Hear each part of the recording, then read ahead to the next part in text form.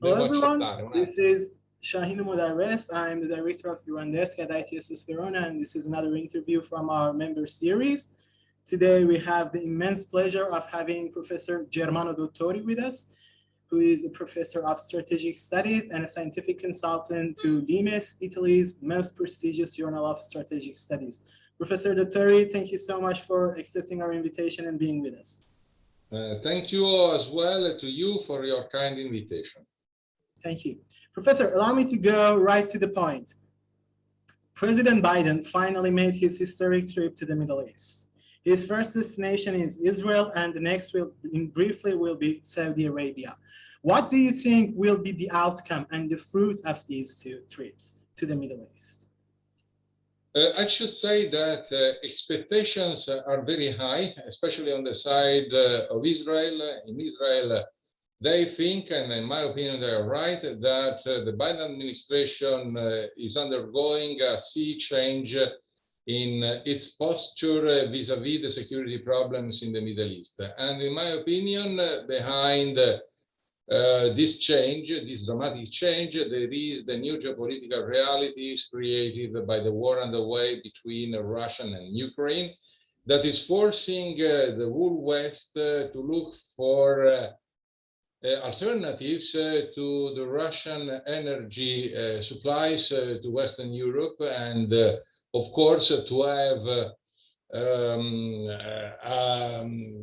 safe supplier in the Middle East is of paramount relevance to this moment. And this is behind what is going on at present, and especially the change of attitude by President Biden, whose term in the White House began with a very serious attack on the most important political man in Saudi Arabia, who is the Prince Mohammed bin Salman, who has been charged officially by the Central Intelligence Agency for the murder of the journalist Khashoggi happened in Istanbul years ago. So expectations are high, and let's see what is going to happen. It's also historical that President Biden will reach, or is reaching actually, Saudi Arabia with a direct flight from the Israeli soil. Professor, as you correctly mentioned, basically and most importantly, because of the Khashoggi matter and case, it was quite unthinkable that President Biden would begin such a trip. But the ongoing war in Ukraine made that happen. Do you think that at this point, President Biden can also play a role in somehow mediating a peace deal between Israel and Saudi Arabia? And what would that mean to Iran? I think that a new Abraham agreement between Saudi Arabia and Israel is only a matter of time. And actually, I think that if Donald Trump were still in the White House, most probably this agreement could have been already done. I think that President Biden could play a role, a reassuring role in this process, and all that could lead in a reasonable frame time, to the signature of a new agreement. I think that, of course, security concerns vis-à-vis to Iran is a part of this process. But at the very beginning, the trigger of the Abraham Agreement was the decision made by the United States to reduce its commitment and its military presence all across the Middle East, so that Israel has been put in charge of a sort of security guarantor of last resort instead of the United States, replacing the United States. Of course, if we think about the regional threat to Israeli and Saudi Arabia security, Iran is the first country you might think about. So I agree that Iran is a very powerful factor at play behind this process. It's not the only one. And of course, an agreement between Israel and Saudi Arabia will worsen the security perception of terror regime. And in my opinion, it will encourage Tehran to make a gamble, a stronger gamble on Russia. As you know, Iran is going to supply drones to the Russian Federation, and the Russian Federation is eager to deploy these Iranian drones to Ukraine in order to have to increase its military power vis-a-vis the Ukrainian armed forces. So let's wait and see. I think these are the major drivers of all that.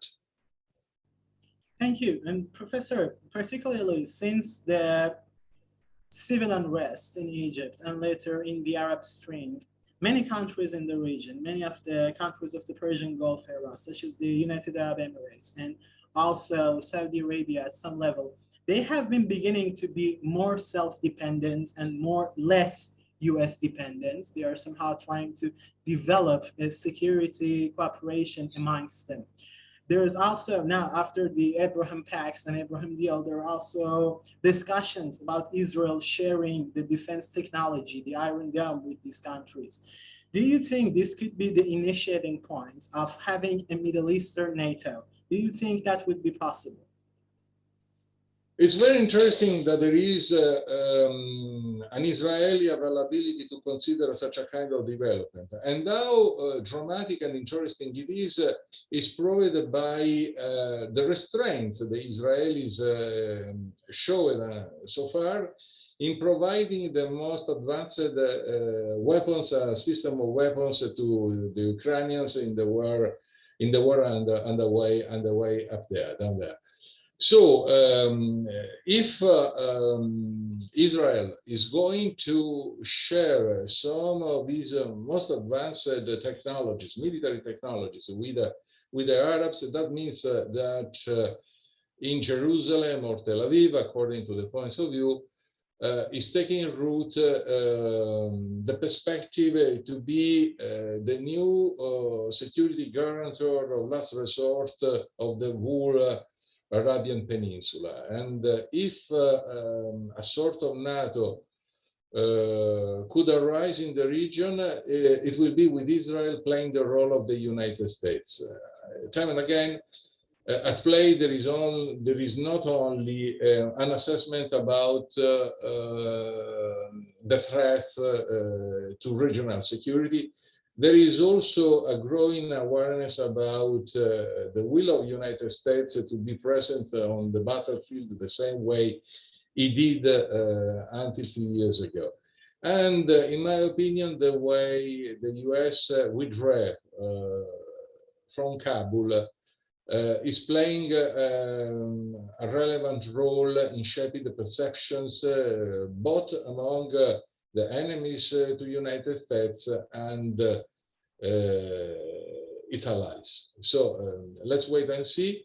I think that Israel is able to play this role, and of course, I wonder if in Iran they will be at ease with such a kind of a development. We all know that the Iranians wanted to get the US out of the Gulf and out of the Middle East. What they didn't expect was that the United States could be replaced by Israel with a full Arab consent and even enthusiasm. Thank you, Professor. Most of the official parties and the counterparts are indicating that the negotiations regarding the revival and the revitalization of the JCPOA is somehow dead and the negotiations are off the table. What do you think will be the consequence of this? What do you think will be the result of this, both for Iran and the region? Let's start by these considerations. The agreement made years ago with Iran on the Iranian nuclear program, of course, is dead, but it's dead both politically and technically, because on the technical side, Iran made huge progress toward the technology required to produce an atomic bomb. So that there is even people in Iran that thinks that the problem with the nuclear program is not anymore a problem you might frame into the so-called non-proliferation field. Now is much more, they think, a problem of arms control. So the old agreement is not anymore sufficient, even if it was revived, in my opinion. Of course, we have to think about a new kind of agreement, and the Israelis especially, but I think also the Saudis think about an agreement that should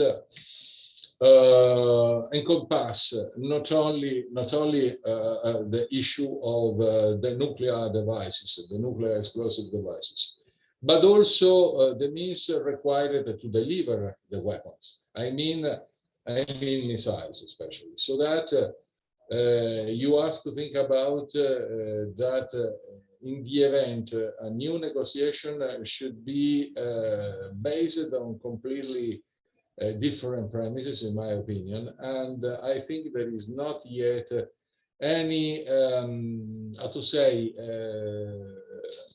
political will to get there anytime soon.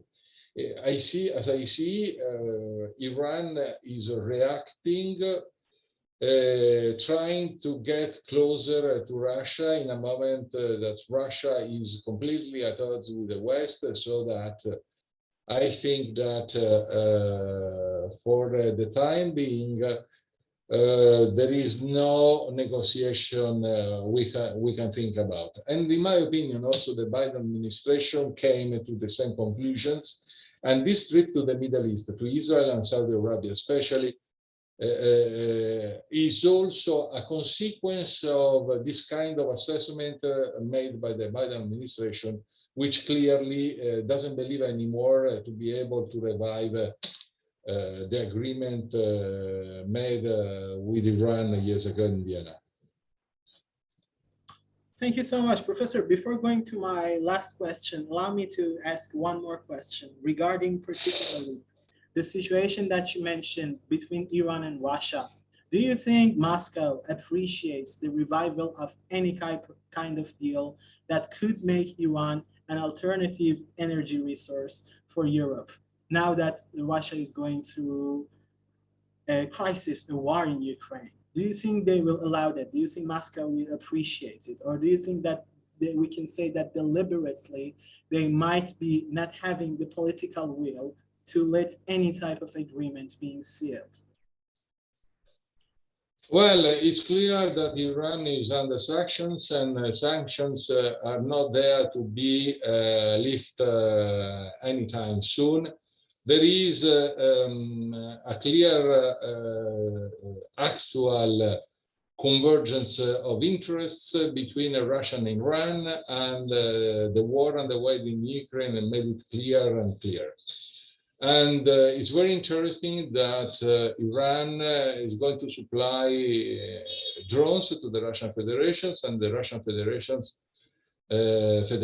asked for them to be supplied. So that I think that the relationship between Russia and Iran is going to strengthen, and in a way, the deep cleavage that is going to take shape between Russia and the West, we see Iran siding with Russia instead to try to appease the West. So in my opinion,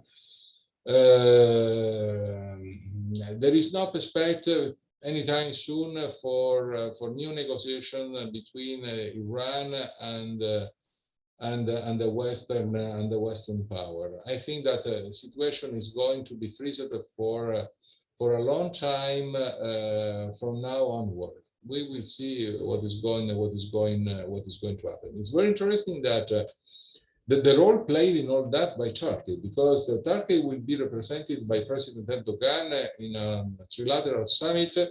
Putin also will be there attending, not attending by remote, but physically in person. The next trilateral summit. And so we will have to see which kind of role Turkey wants to play between the West, to which Turkey anyway belongs, and how to say, the antagonist world of the challengers like Russia, maybe China in the future, and Iran. China is in a very, very particular position. In my opinion, the Chinese are trying to avoid to be classified as an outright enemy to the United States. They want to be in much a more nuanced and ambiguous position because they need the United States. And I should say that also part of the American political system is not that easy with the idea of a Cold War with the Chinese, since their reciprocal economic interdependence. Thank you, Professor. And our concluding question, considering the development of these new alliances within the region, how do you see the future of the Middle East and the Persian Gulf region? Well, the Middle East is not, strategically speaking, an independent region. It depends, like many other regions of the world, on the global balance of power. And what is happening among the great powers is going to be very relevant to what is happening in the Middle East. I think that we had an evidence of that exactly because of the consequences showed so far by the war underway between Russia and Ukraine. So I can imagine a Middle East split between powers in a way or in another, closer to the West than to the challengers of the West. And I expect this situation is going to last for several years. We need to see exactly what will happen after the war in Ukraine is ended, and the way it will finish is not irrelevant to the global equilibria and the equilibria in the region of the Gulf and in the Arabian Peninsula. This is what I think. Professor Germano Dottori, thank you so much for joining us and accepting our invitation. We look forward to have more interviews with you. Thank you. Thank you as well.